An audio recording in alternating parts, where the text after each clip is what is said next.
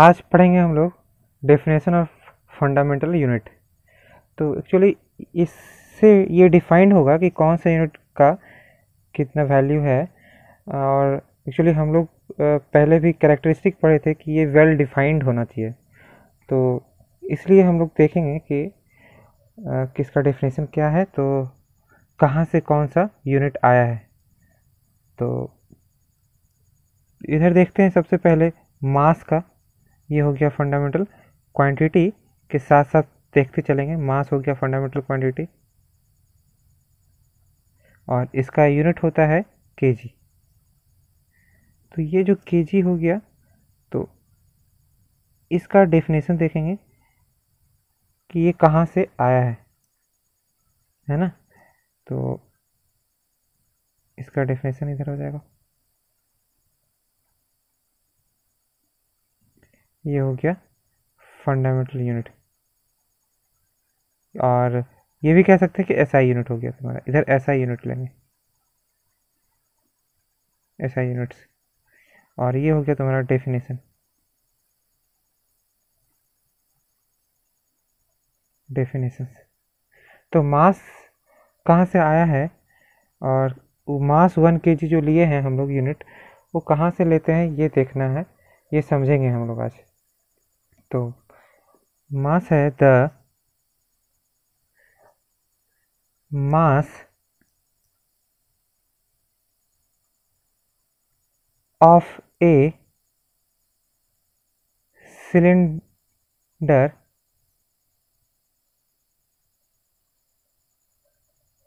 made of platinum,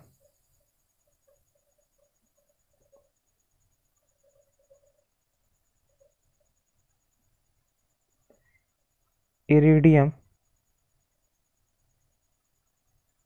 alloy capped at International Bureau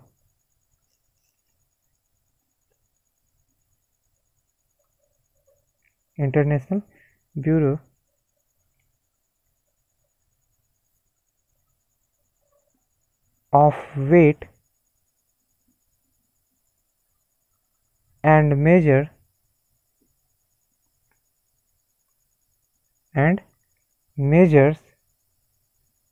is defined as 1 kilogram, जो 1 KG होता है। ठीक है, ये हो गया तुम्हारा मास का। दूसरा है लेंथ। लेंथ मीटर, यूनिट हो गया मीटर। मीटर होता है the distance travel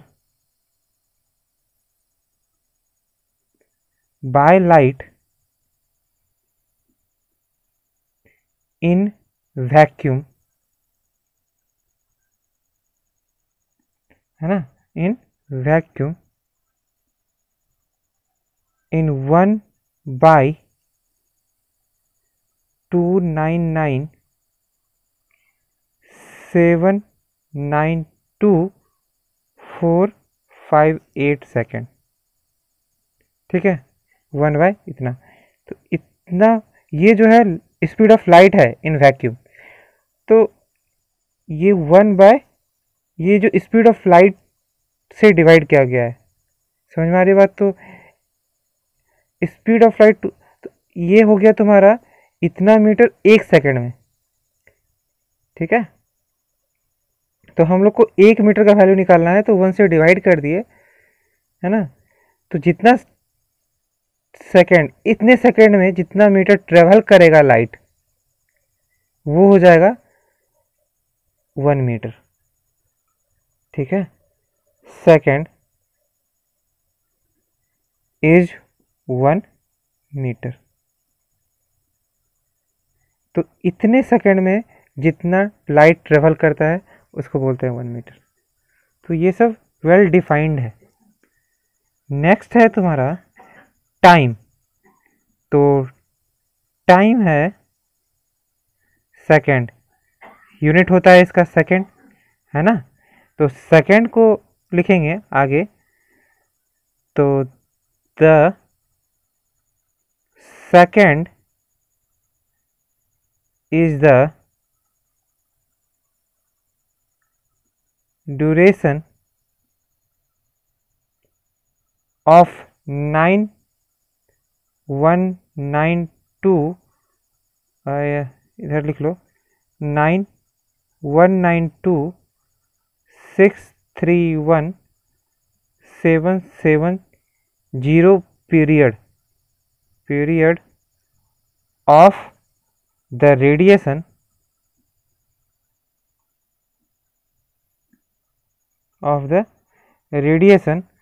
corresponding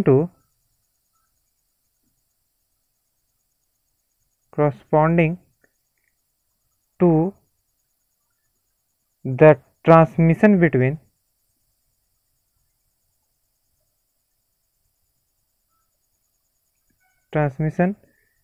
between the two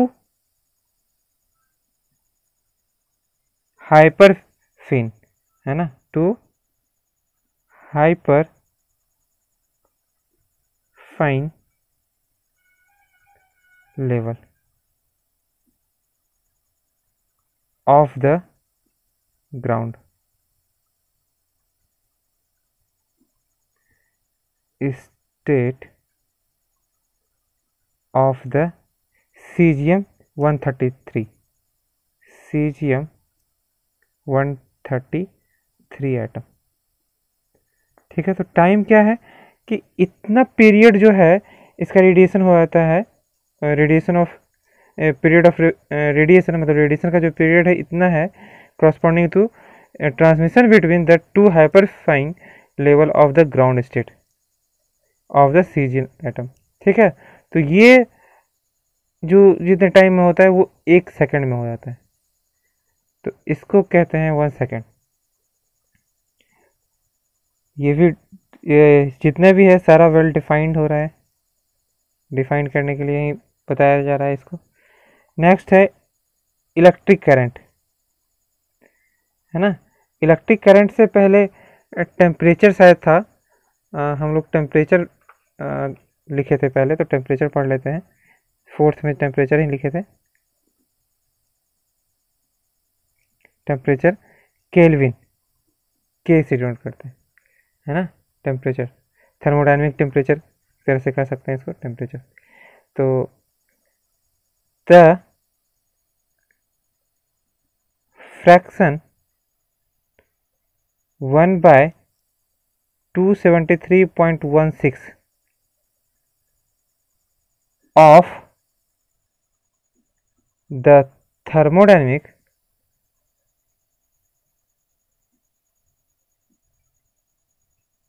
ठीक है, the thermodynamic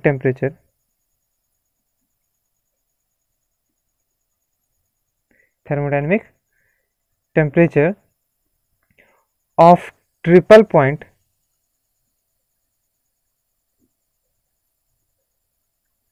of water is called 1 kelvin. और ट्रिपल पॉइंट क्या होता है, ये चीज़ हम लोग को आगे पढ़ना है, ट्रिपल पॉइंट क्या है, या फिर तुम आगे भी बीटेक भी करोगे तो उसमें भी थर्मोडायनेमिक्स जब पढ़ोगे तो उसमें पढ़ना रहेगा ट्रिपल पॉइंट क्या होता है। ट्रिपल पॉइंट होता है वाटर का, जैसे कि जहाँ पर तीनों फेज में रहता है, लिक्विड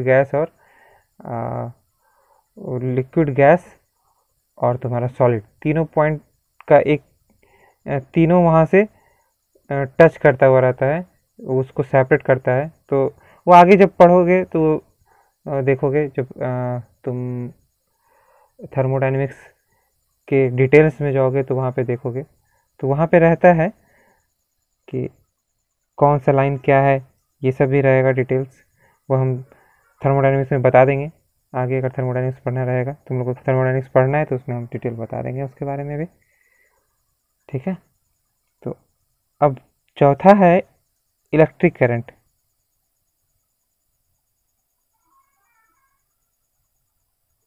इलेक्ट्रिक करंट जिसको एम्पियर से डिनोट करते हैं, तो एम्पियर क्या है यही बताना है। तो ये है if equal current are, equal currents हो जाएगा आर मेजर आर, सॉरी यहाँ पे मेजर नहीं, maintain in the two parallel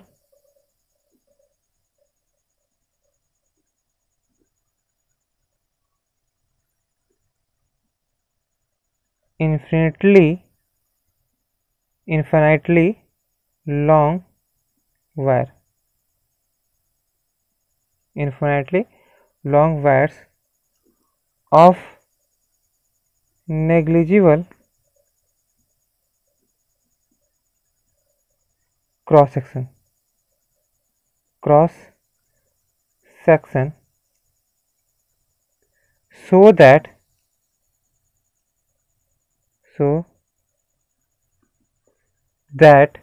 the force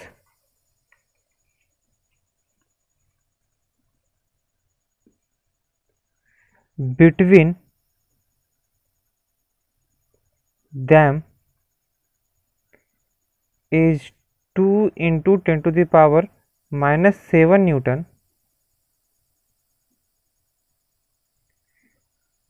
per meter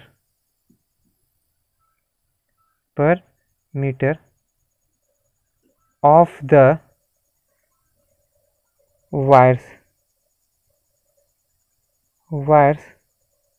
the current in any of the wire, the current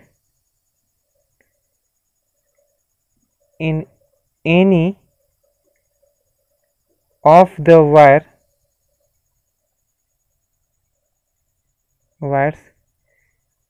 is called 1 ampere. ठीक है, तो क्या कह रहा है कि if two equal currents are maintain in the two parallel wire, अगर दो इक्वल करंट पैरेलल वायर में मेंटेन किया जा रहा है, इन्फाइनेटली लॉन्ग होना चाहिए और निग्लिजिबल क्रॉस सेक्शन होना चाहिए, so that the force between them, और दोनों के बीच का फोर्स इतना होना चाहिए। ठीक है, ये 2 into 10 to the power 7 Newton per meter of the wire, the current in any of the wire is called 1 ampere। ये इतना फोर्स होना चाहिए, कैसे फोर्स होता है ये सब फिर मैग्नेटिक फील्ड पढ़ने पे समझ में आता है, तो ये सब का डिटेल्स आगे पढ़ना है। ये भी कह सकते हैं कि आगे हम लोग को ये सब चीज़ बताया गया है, ये सब फोर्स कैसे आता है, तो ये सब है पढ़ना समझना। ठीक है, अभी आगे बढ़ते हैं। ये सब डिफाइन किया गया है, ये जब दो वायर में करंट फ्लो होता है तो फोर्स लगता है, ये भी हम लोग समझेंगे आगे मैग्नेटिक फील्ड जब पढ़ेंगे तब। अब है luminous intensity.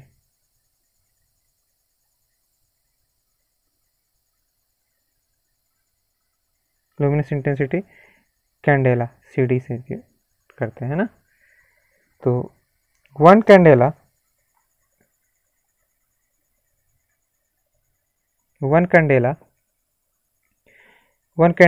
is the luminous intensity of a black body of surface area 1/6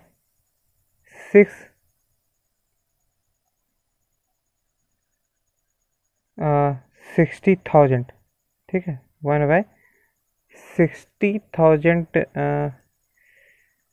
नहीं 6 लाख होगा, हाँ 1/6 लाख मीटर स्क्वायर होता है। तो one candela is the luminous intensity of black body of surface area 1/6 6 lakh meter square placed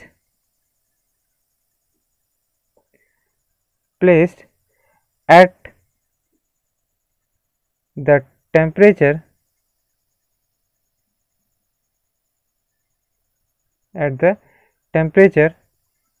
of freezing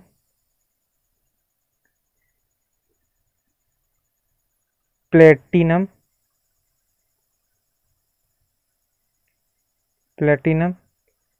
and at pressure at 100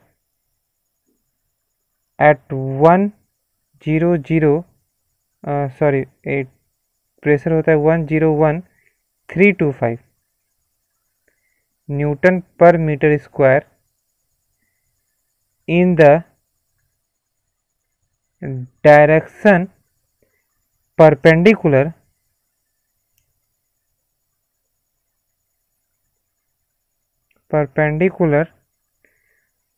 to its surface।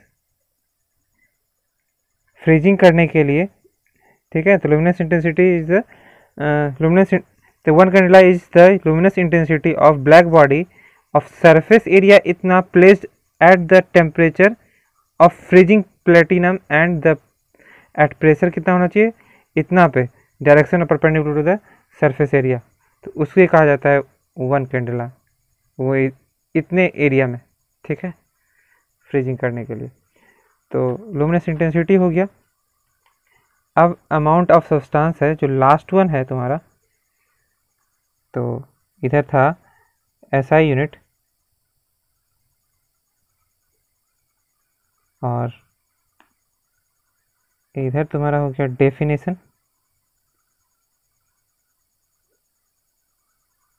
Definitions, ठीक है।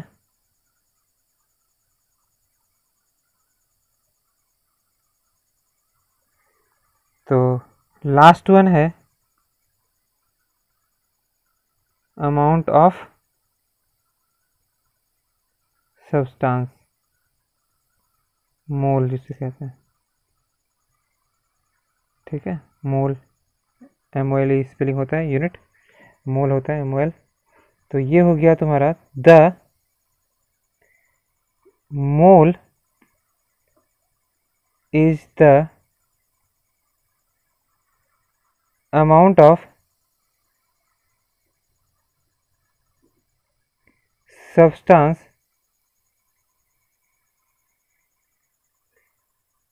that contains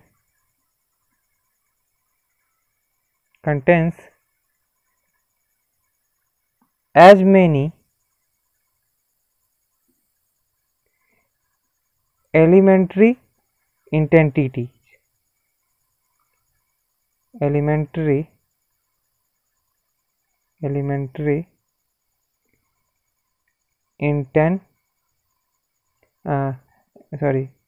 intensities,